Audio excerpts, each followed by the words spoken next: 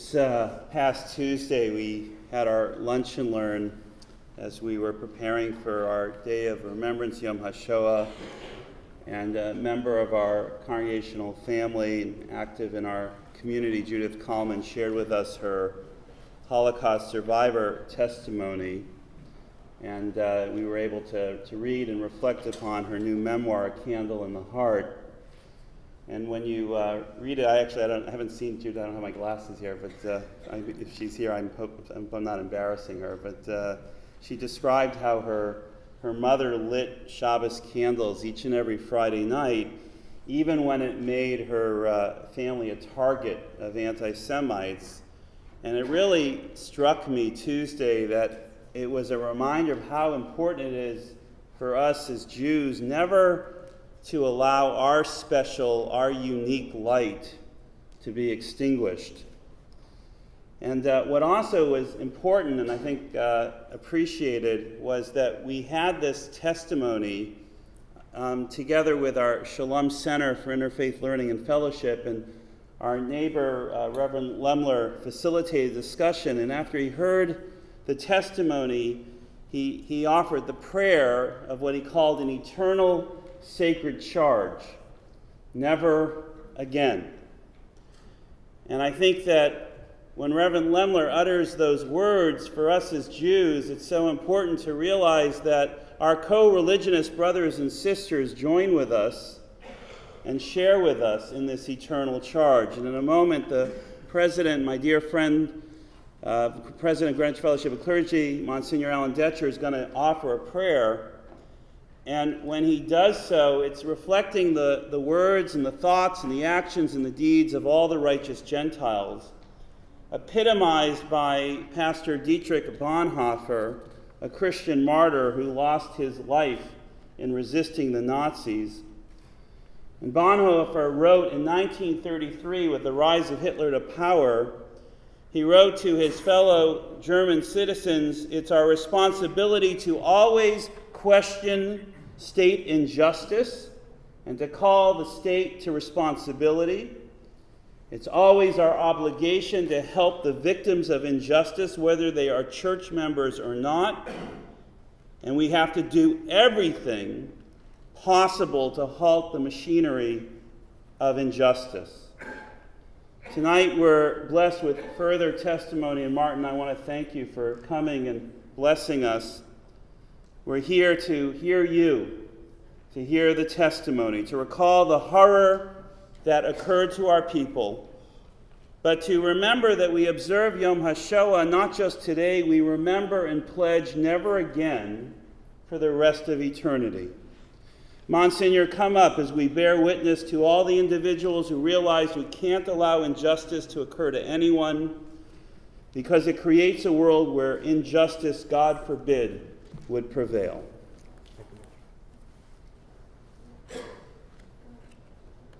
I come to you today as the president of the Greenwich Fellowship of Clergy, an organization of the clergy of the town of Greenwich. Since the 1960s, Christians and Jewish clergy have been meeting together once a month. The formats of the meetings have changed over the years. 42 years ago, I was a deacon at St. Roch's, and that was my first remembrance of the Greenwich Fellowship of Clergy, because it was meeting then in 1970. And we still continue to meet. We make no distinction between Christians and Jews. We all are serving the one God. And we've been very privileged, especially to have Mitch Hurwitz as our president a couple of times. He keeps coming back. And we appreciate that. Just a word about my own life.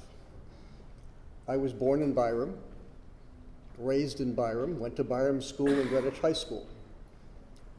We had two Jews in my class, Sharon Smolensky and the Sheckman family. The Sheckman family were my next door neighbors. My whole life growing up, I simply knew them as our neighbors and friends. I never thought of them being anything other than that. They were Jews. I understood that. And I never grew up with a prejudice. And I give thanks for that. Part of that is my parents, but part of it was the fact that when you live next to someone and come to know them, there are no barriers. The only barrier is lack of love. And so today when I come before you as someone who is also a Catholic priest. I know very well that I cannot be a Christian without acknowledging Judaism as the very basis of what I do and believe. I pray as a Christian, but my prayers have their source of Jewish prayers. I read the scriptures, the same scriptures that you hear proclaimed. I believe in the one God, who is Father of us all. As a Catholic Christian, I can't be anything but a Jew at heart. My respect and my love has to go to the people who gave me my faith and the source of my faith. Gracious God,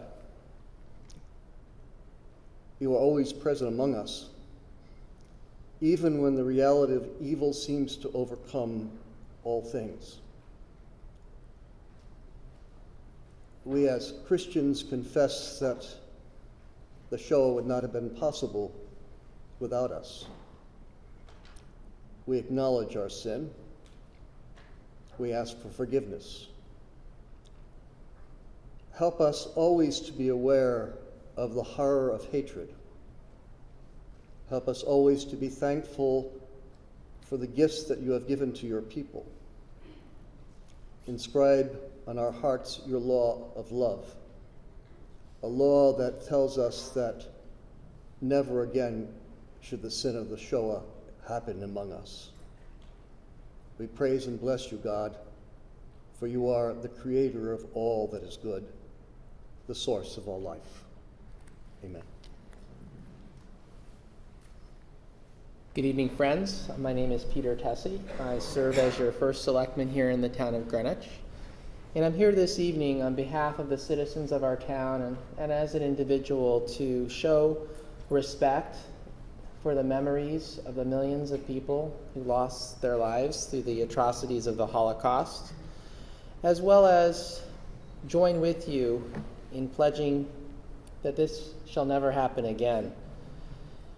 We are fortunate that amongst us we have survivors of these atrocities. I will tell you that in my time in public office and attending this ceremony, it is one of the most impactful and powerful experiences for me as an individual to listen to the poignant stories of the survivors and what they've had to endure to be here with us today. I truly believe that every child, every man, woman, and child for that matter, should be required to listen to these stories. Because if they do, they will truly understand a story of human suffering. And I often think in contemporary times we talk about and we encounter adversity and we consider our lives to be difficult. But after listening to several survivors through the years, and I look forward to hearing from Mr. Greenfield tonight, after listening to these stories, there's nothing that we face today that comes close to comparing to their struggles and their hardship that they faced.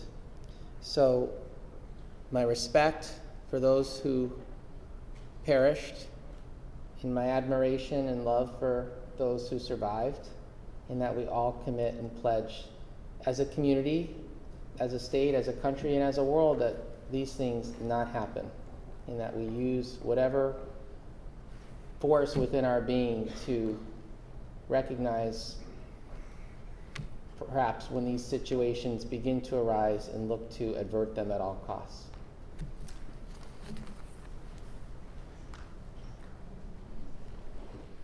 It is taught in the Talmud the destruction of a single human life is equivalent to the destruction of the entire world. Kal v'chomer, our sages said, indeed, how much more so when we consider the lives of 6 million Jews and countless other human beings who were senselessly, ruthlessly, and mercilessly slaughtered. Dear friends, tonight is a night of questions without answers, for none of us can possibly reason the unfathomable. The worlds which once were, the worlds which might have been, the fathers, the mothers, the sisters, the brothers, the lovers, the children, were taken with all those worlds which might have been worlds to come. How many might have achieved greatness in their fields or in their contributions to humanity, which were all extinguished. How different the world might be today if their lights had been allowed to shine on this earth. How brilliant might their flames have been. Alas, we shall never know. And yet can a soul, a spirit formed and fashioned by God, ever truly be extinguished? Does a bright light put out on earth ever really die? Perhaps they continue to surround us as the brilliant stars in the sky, shining upon us, shedding light upon the darkness. Indeed, when we look out to the sky, can we not see the millions who perished in the light of the stars? In this sacred ceremony tonight, we reflect upon those stars as we consider who they were in human form, who they might have become, who they may have touched, and what mountains they may have moved. The answers we shall never know, but their memories must inspire each one of us with a sense of hope. Hope that we will see a world in which hate and violence, oppression, and bigotry of all sorts are gone, and the highest of human potential is realized. In a moment, we will call upon the members of our community to light the candles in memory of the 6 million of our people and those other many human beings who were deemed to be Untermenschen or subhuman. May the flames that rise remind us of the eternality of souls that have perished, and may their light be a beacon of a brighter day.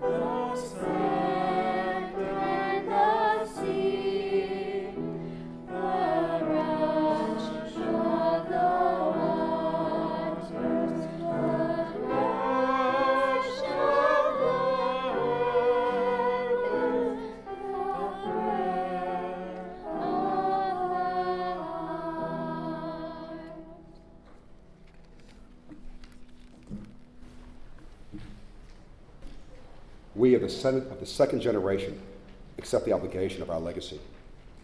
We're the first generation born after the darkness. Through our parents' memories, words, and silence, we are linked to that annihilated Jewish existence whose echoes permeate our consciousness. We dedicate this pledge to you, our parents, who suffered and survived, to our grandparents who perished in the flames, to our vanished brothers and sisters, more than 1 million Jewish children so brutally murdered, to all 6 million whose unyielding spiritual and physical existence, even in the camps and ghettos, exemplifies our people's commitment to remember. We pledge to remember.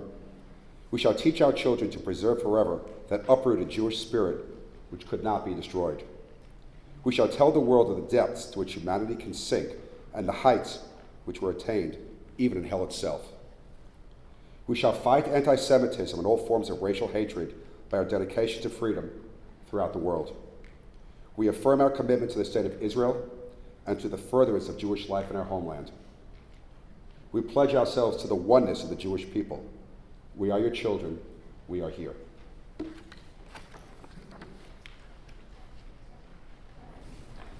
My name is Martin Greenfield, and I am the youngest survivor.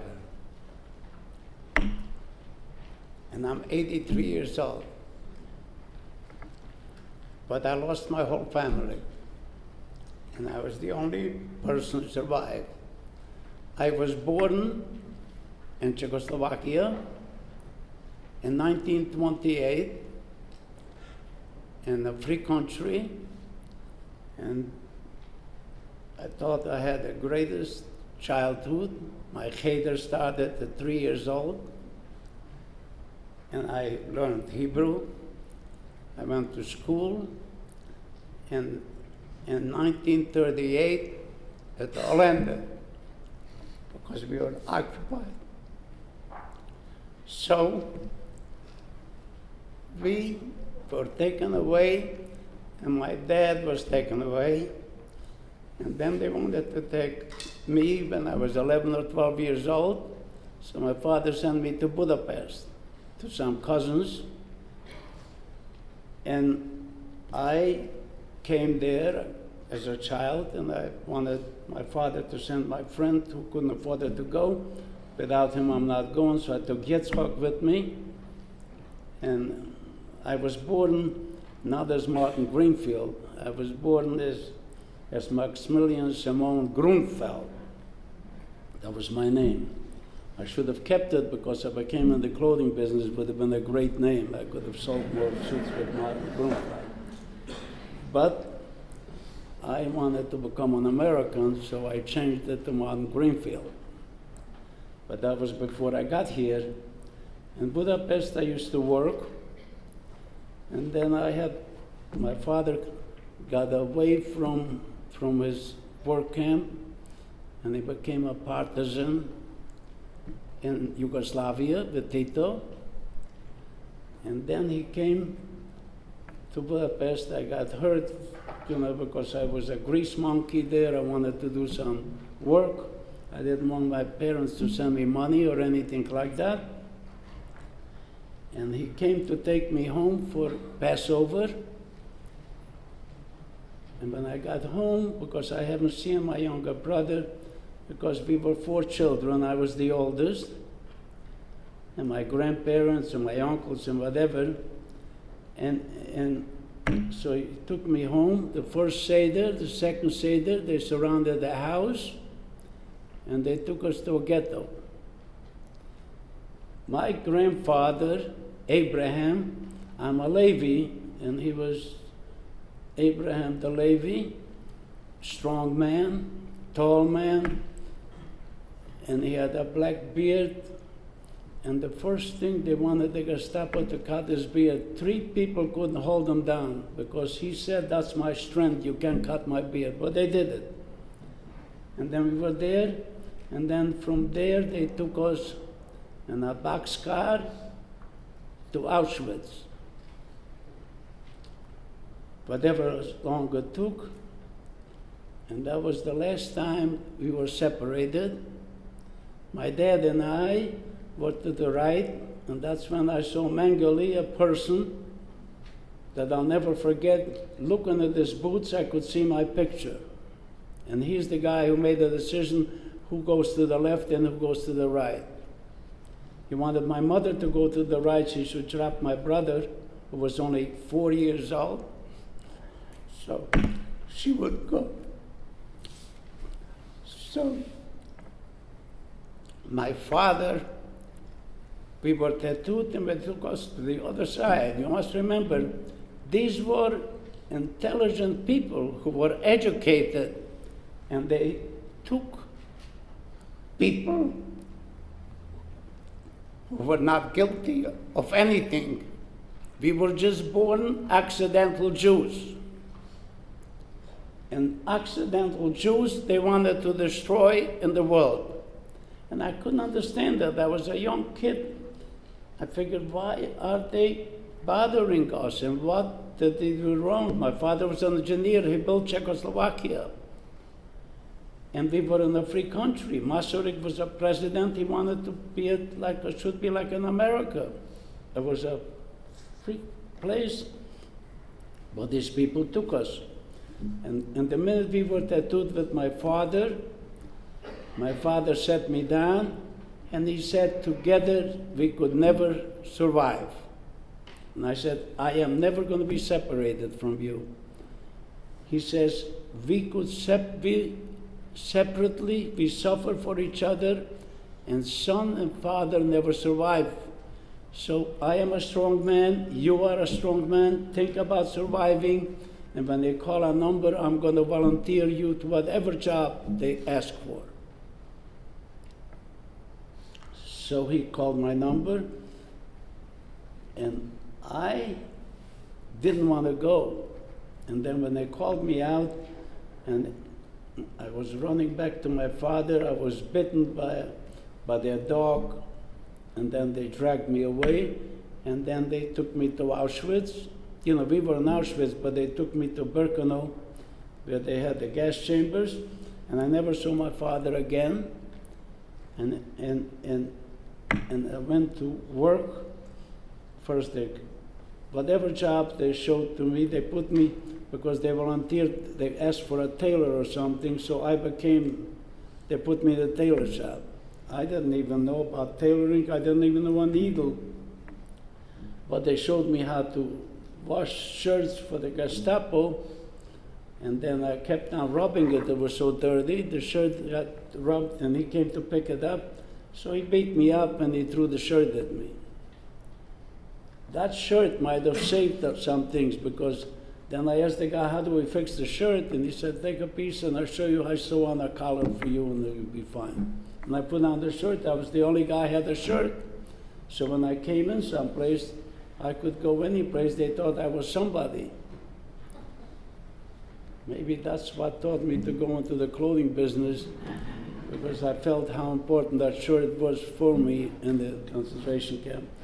But eventually, they took me out of there, and I had other big items that I had to work in Birkenau, where the people, the last transports came, I had to separate the clothing, and I didn't know the smells, and I didn't know yet about the crematorium, that when they gassed, I didn't know then that they were gassing the people when they took my family to the left or anything. I was too young to know.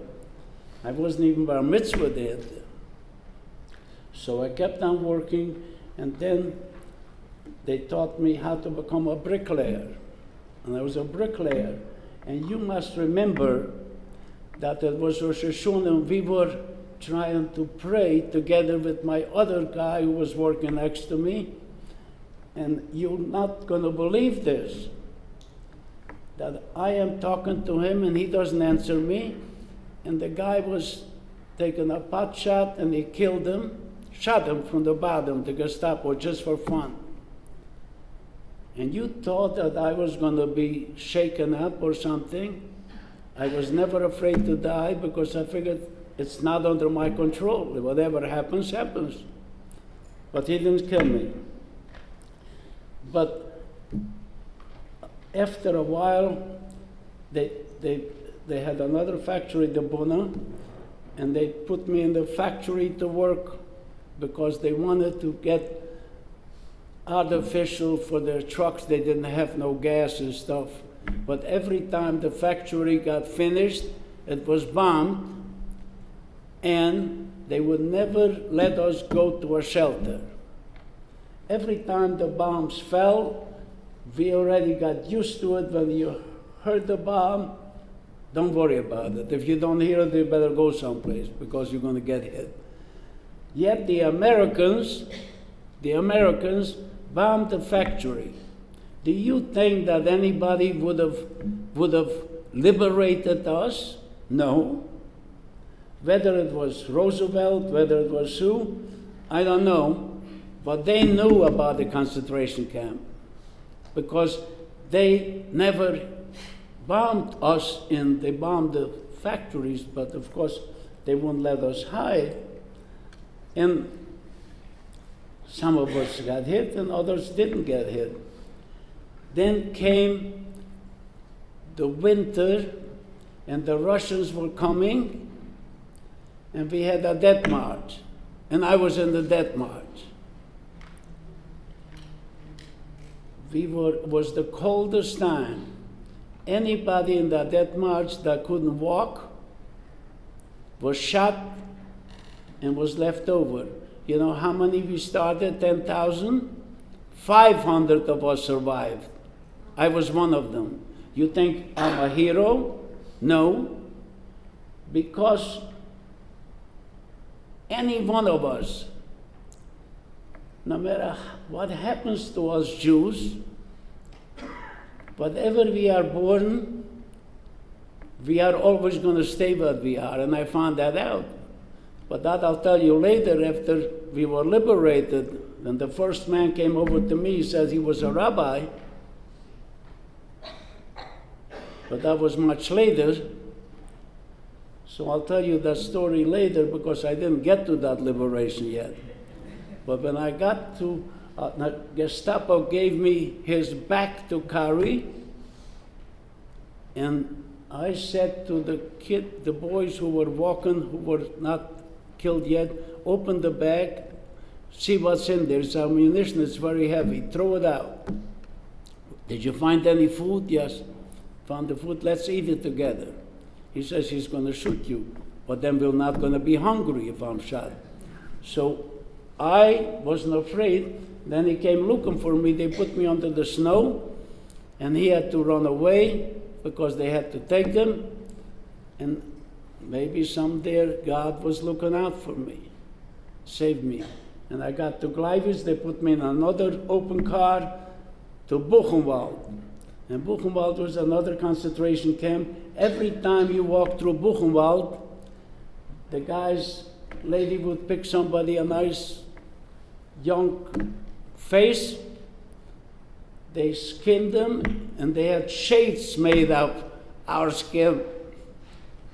So you never knew when you walked to work, to the ammunition factory, whether you're going to be the one that is going to be picked. And we survived that too. And eventually, we were liberated in Buchenwald.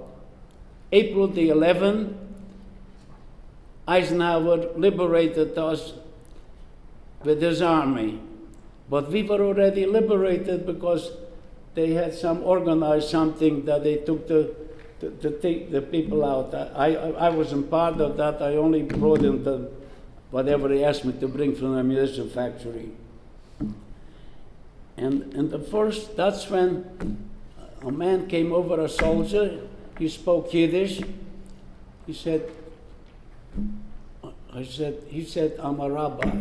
I said, Rabbi. I spoke to him in Yiddish. You're a soldier? He said, no, I'm chapel, but I'm a rabbi. And that was Rabbi Schechter. I found him later. And I asked the rabbi, what happened to God? Where was God? Was he busy? Or how did we get here? And look, there were dead people all over the place. And the rabbi said, I haven't got no answers. Why are you asking me the question then? And he told me, Rabbi, you should give me some hope. But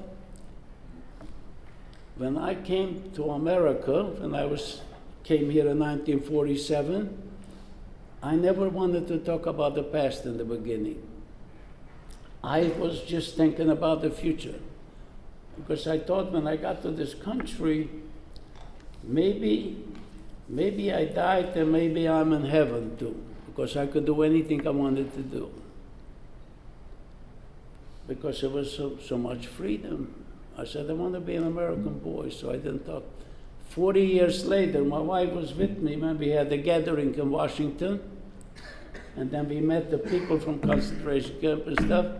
And a guy with a long beard is making a speech. And I told my wife, I think I remember that voice. And it was Rabbi Schechter. Rabbi Schechter. And he came off. I said to my wife, I'm going to wait for him. Because already I knew a lot of people. I was in the clothing business. I dressed. So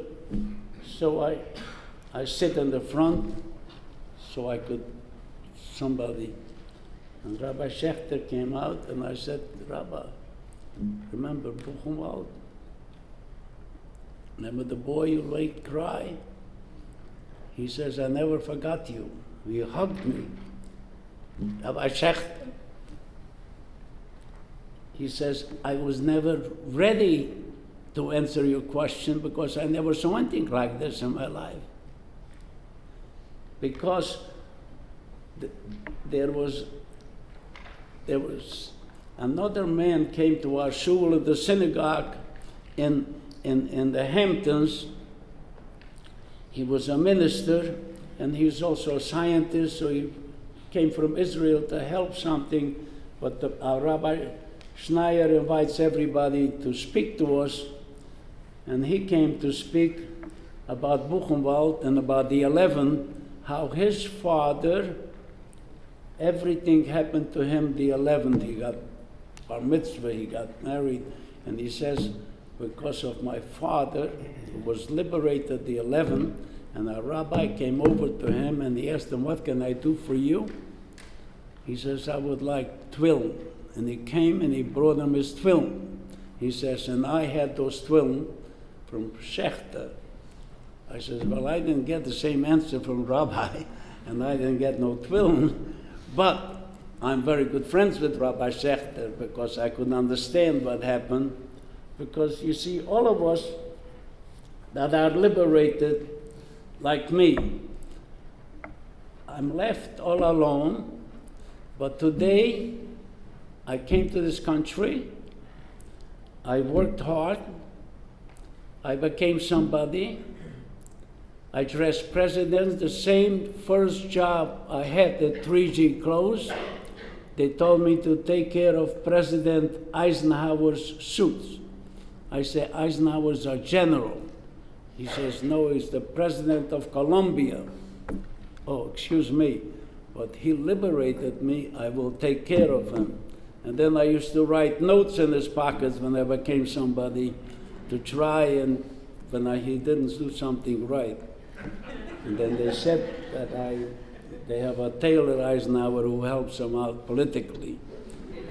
But you see, what I couldn't understand, because people in this country, because when I traveled with Neiman's, and Friday I used to take the people out, and they called these people skinheads or something, and they were talking to each other, and they said, there was no Holocaust, there was no nothing. So I'm listening to that, and they're pushing me to the side. I shouldn't hear because not that I get hurt. I says, I hear these jerks because these jerks are following somebody, and this is their biggest problem. Because if you, like the Germans, followed Hitler, or you follow anybody, if you don't go with your brain, don't listen to other people that are going to lead you to any place, you cannot ever happen. Because I know that when I went back to Germany, to the displaced person, because the Russians wanted to take me back to to Carpathian because communism was divided. So I ran back to there, and the Germans caught me, and I said, "Never again will you touch me." Thank God the Americans came because I had a fight with them already. "You will never touch me again." But I figured the next day he'll never find me anyway, so I ran the next day and I went there. And I finally came to America. I was going to go to Israel, but I found out that my mother had 3 sisters and 2 brothers that immigrated before she was born. And one of them found me, and then took me to America. But here in this country, I became somebody, but it doesn't matter what you become. It's something that you got to think about the future, because it's even today as we speak. I have many, you must remember, I know the Reverend was here, that I dressed 3 cardinals already. So, you know, it's not because they wouldn't even let me kiss the rings because I don't kneel, but I do dress them. Cardinal Egan is a good friend of mine, the cardinal before him, the other cardinal is this. So religion to me, we're all alike. We have one God. And I believe that you're born, you will always stay. No matter what happens in the past, because I was born a Jew, and I stayed a Jew, and I have a marvelous family again, and we grow, and we will never go away. And I hope everybody understands that if we had a country like Israel, a Jewish state, how important it is for heaven, because if we had a country then, 6 million Jews would have never died. You know, among the 6 million Jews, there were 3 million children. They could have become, who knows, what they would have been. Innocent people. Can you imagine to wipe you out because you were born different religions? My mother was blonde with blue eyes. She looked like any German, so they had to gas her because she wasn't their religion. And they made themselves that they are elite people, the Germans. And I met German Jews in the camp who became capos. They didn't like us either because they thought they were elite. Maybe they blamed us that they took them, because Hitler found them even if they changed their name or they were whatever, and they brought them in because they were. We have to, right now, Israel is in danger, and not because I'm politically involved with any part of that, whatever happens, but it's so important that our Jewish state survives. With Iran, with all the Egypt, whatever is going on now, it's really dangerous. But I believe in my heart, if we had a country, my family might have still been alive. And I thank you for listening to me. If you have any questions, you could ask me questions. Thank you very much.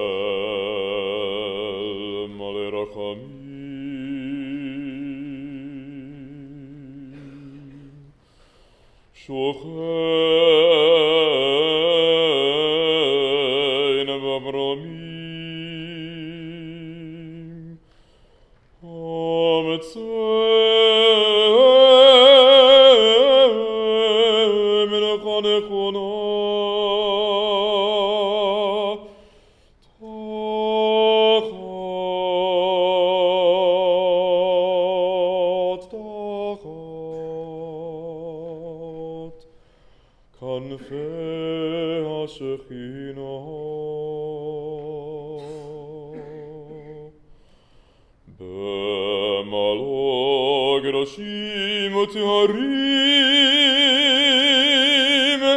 אזור הרקיע מסירים,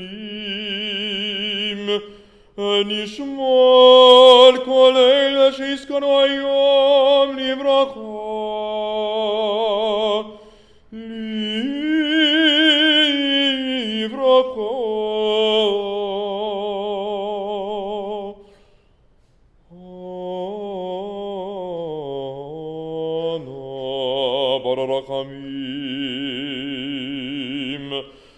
תסירם ותדע כנפיך לעולמים, ותצרור בצרור החיים נשמותיהם.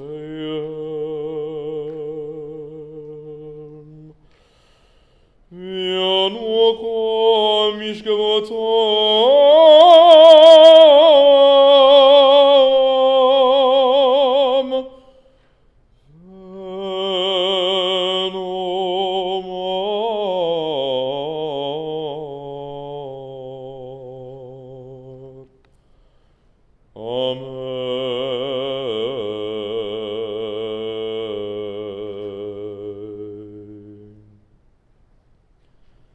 Merciful God, who dwells on high and in our hearts, grant perfect peace to the souls of our dearly beloved who have gone to their eternal rest.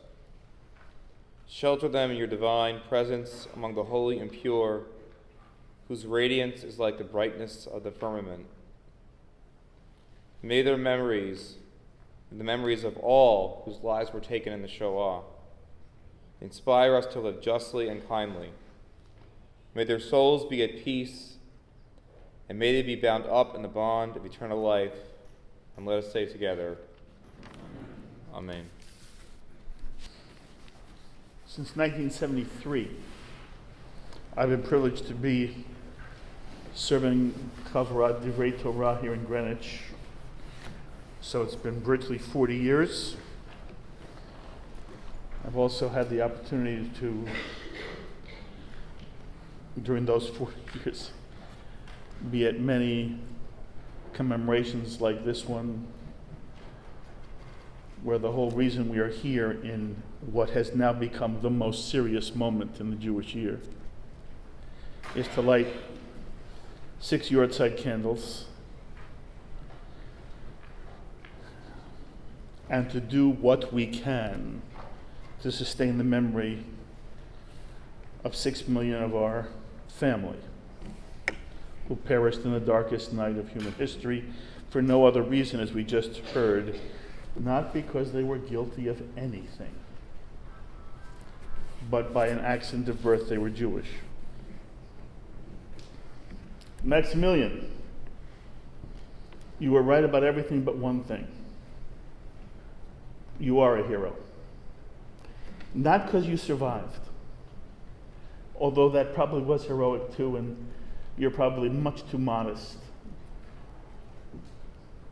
There are moments in your life where I believe you made decisions of heroic proportion, and that's why you were one day able to slip pieces of paper into President Eisenhower's jacket. But the real heroism of you is that while it was hard for you for a period of time to tell your story, now you come and tell it.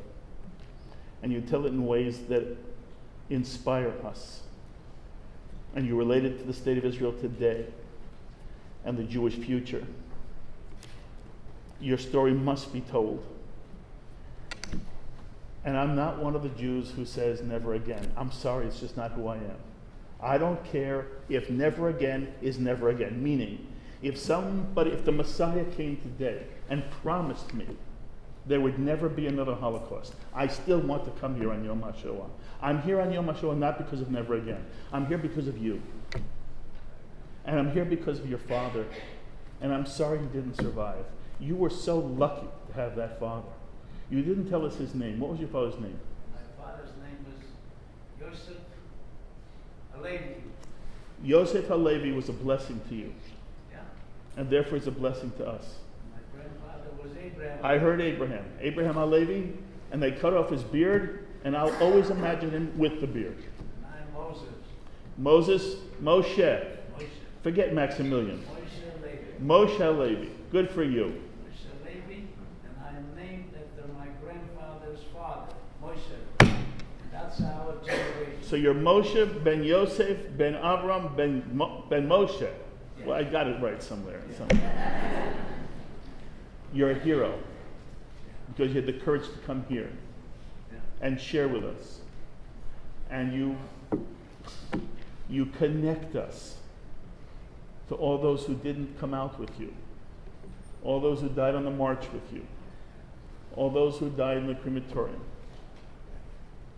And you survived, and then you lead us to the next generation. And we cannot thank you enough. And what you did was extraordinary. This is a transcending moment, and to be able to share it again enables us, Moshe, to transcend with you. We are profoundly grateful. I ask you please to rise. I ask Susan Cohn and Michael Delicott to come forward. As they do to lead us in the Kaddish, we say what the Jewish people have always said, what your grandfather said and your great-grandfather said. We say the Shema together in Hebrew and English. Shema Yisrael, Adonai Eloheinu, Adonai Echad. Hear, O Israel, the Lord our God, the Lord is one. Yit Gadol, Luds, V'yit Kadash, Gurs, Shemei Rabbah, Warsaw, V'alma Divra Chirutei, Bogdanovka, V'yamlich Malchutei, Ravensbrook, V'chaye Chon U'v'yomei Chon, Vilna, U'v'chaye Dechol Beit Yisrael, Treblinka, V'agala U'bizman Kariv, Chelmno, V'yimru Amen. Yehei Shmei Rabbo Mevarach Le'olam U'ma Maya. Yitbarach V'yishtabach Belzec, V'yitpa'ar V'yitramam Buchenwald, V'yitnaseh V'yithadar Sobibor, V'yithaleh V'yithalal Maidanek, Shmei Dekudashah Berichu Mauthausen, Le'ela Babiyar, Mikol Berchata V'shirata Bergen-Belsen, Tushbechata V'nechemata Dachau, Damiran Balma Auschwitz, V'yimeru Amen. Yehei Shlama Rabba Min Shemaya V'chaim Aleinu V'kol Yisrael V'yimeru Amen. Oseh Shalom B'marmav Hu Yaseh Shalom Aleinu V'kol Yisrael V'yimeru Amen. We gathered tonight, as we do every year, for sacred memory and to never forget what evil can do to human hearts and human souls. As painful as it is to recall this dark period in our history, it is through memory that we are compelled to transform our pain into dreams and hopes for a bright future for our people, for all people. Because we recall our suffering at the hand of our oppressors, we are compelled to work for an end to all oppression, wherever it is allowed to emerge and fester. We must remember our past so that we can impact our future. We must emerge from the darkness to fulfill our God-given destiny to be a light to the nations. The wall above the eternal flame in the Hall of Remembrance at the Holocaust Memorial Museum in Washington evokes memory with these words from Deuteronomy. Only guard yourselves and guard your soul carefully, lest you forget the things your eyes saw, and lest these things depart your heart all the days of your life.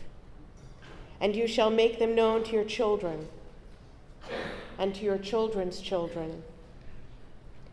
Why teach our children about the dark periods in our history? What is the value of remembering the brutality and the pain? We remember to ensure that it will never happen again. The goal is not to perpetuate survivor guilt or victim mentality. It is to remember the men and the women and the children who were just like you and me, who were murdered simply for being Jewish. May our collective memory of evil move us to blot out evil wherever it may fester. May our collective memory of horror and hate move us to devote our lives to gestures of healing. May our collective memory of courage in the face of death and darkness move us to reach towards light and life. May our collective and sacred memory move us to fulfill the prophetic mandate to devote ourselves to the holy task of tikkun olam, of making this world a kinder, safer place for all people. Amen.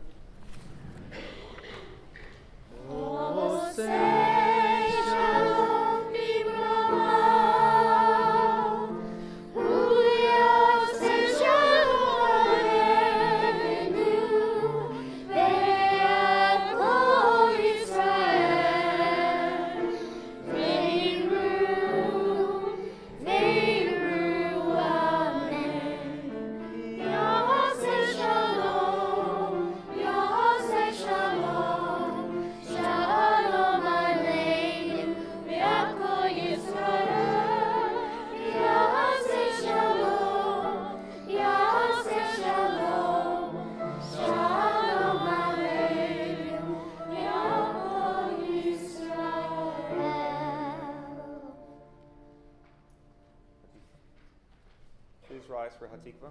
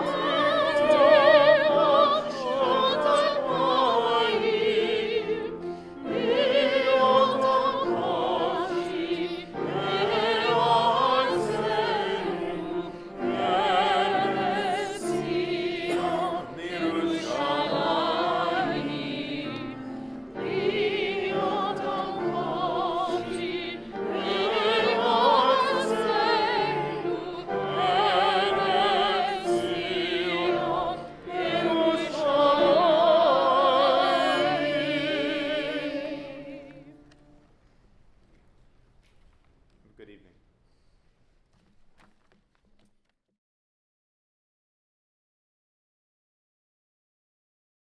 We would be pleased to send a complimentary DVD of this program to anyone who wishes to support Shalom TV with a tax-deductible gift of $36, double chai or more, to the nonprofit organization Jewish Education in Media.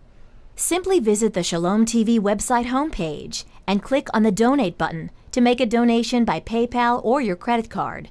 And please indicate the program for which you would like a DVD. Or you can send your tax-deductible check made out to GEM. To GEM, Post Office Box 180, Riverdale Station, Bronx, New York, 10471. And again, please remember to indicate which program you would like to receive on DVD with our compliments. And we thank you for your kind support.